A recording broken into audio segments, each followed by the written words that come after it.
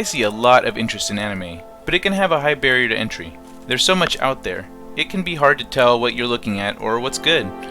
I think most people also lack context when they decide to check out an anime. Oftentimes, it's an anime someone else loves and recommends without considering another individual's personal taste in entertainment.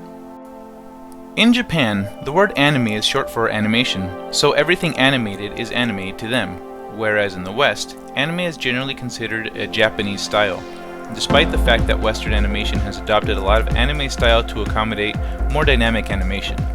You might notice some parallels between anime and classic animated characters like Felix the Cat, Betty Boop, and Steamboat Willie. That is because anime and the Japanese manga style are heavily influenced by Western animation, since this is where it all started. Big eyes and other features worked their way into the anime lexicon and became a staple of the genre. Ultimately though, I'm focused more on writing and story since anime has a wide range of aesthetics. If the visual look of anime is that grating to you, then look for one that looks like you can vibe with it and go from there. And you can incorporate the information I provide in whatever way works best for you. Eventually, you may find that some of these tropes aren't such a big problem anymore. If not, that's fine too. Everyone has their tastes and preferences. I'm just hoping to provide some context to help you sift through all the stuff you won't like, to find the stuff that you will. Let's talk style. Anime has a visual language meant to convey non-physical qualities about characters. The big eyes indicative of anime's style are meant to represent youth, while narrow eyes, called fox eyes, are meant to imply a deceptive or clever nature. Someone with fox eyes is more likely to be a cerebral character with insight or a knack for deception. There is a legitimate biological reason for the style of the eyes, aside from its roots in Western animation. Fun fact, from the day we are born, our eyes do not change in size. That means an adult with big eyes had massive buggy eyes as a child.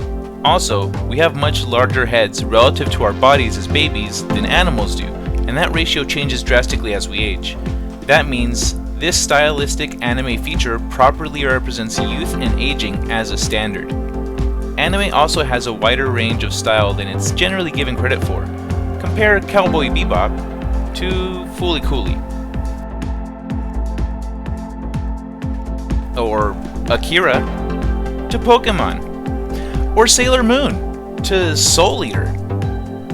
They're all anime, but with different goals, genres, target audiences, styles, and meant for different age groups.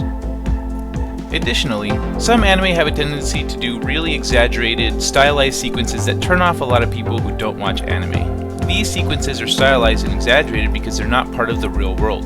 They represent a character's internal emotional response. Whether or not another character is reacting to these exaggerated responses indicates if the character is expressing that emotion or if the other character is aware of it. It is a means of representing non-physical nuance between characters in a visual manner. Some of these tropes include bloody noses, which indicate that a character is horny, veins on the forehead, which indicate rage.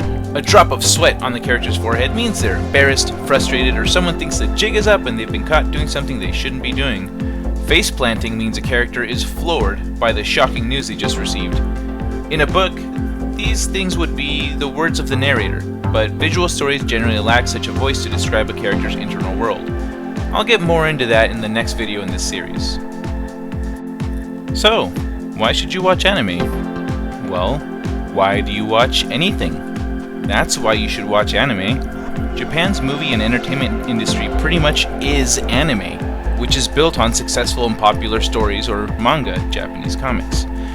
The most successful manga become anime, so if you like horror, action, mystery, science fiction, slice of life, or any other genre, there is an anime you will love. On top of that, anime tends to have strong character writing, and their plots are usually intricate and well thought out. There is a lot of competition in the manga and anime space, so to stand out they need to excel on every level possible, and great storytelling and characters can carry any story. Some anime even give us deep, touching backstories for side characters we'll never see again. This focus on characters and their stories seems to be something that has evolved over time and is more prominent in modern anime than in earlier works. Something to keep in mind though is that anime doesn't mess around. Whatever the anime you're watching is trying to do, it is not only going to land the killing blow, it is going to twist the knife. If you're expecting action, it'll take it to the next level. If you're expecting to shed a tear, you're going to be hugging your sopping wet pillow by the time this one's over. Anime ain't no bitch, and it does not pull punches. In anime, your hero will watch a giant eat their mom. That shit happens. Anime don't play. If you can't pull up your huggies without your mom's help, don't watch anime. Also, if you're unhappy with the state of Western animation and entertainment right now, manga has the great storytelling and character connections everyone wants from their fiction. To sum it all up, there are many kinds of anime in all different styles out there to appease anyone of any preference. Anime itself does not always adhere to the stereotypes of its own style. There are a lot of great stories to explore, characters to meet, fantastic action, and beautiful visuals to behold in the world of anime. And I hope I've given you a nice, easy introduction into it. I'm planning on doing 2 or 3 more in this series. I'll see how it pans out, but do you have any questions? I hope I've properly shared the basics here of anime and in the first of the series.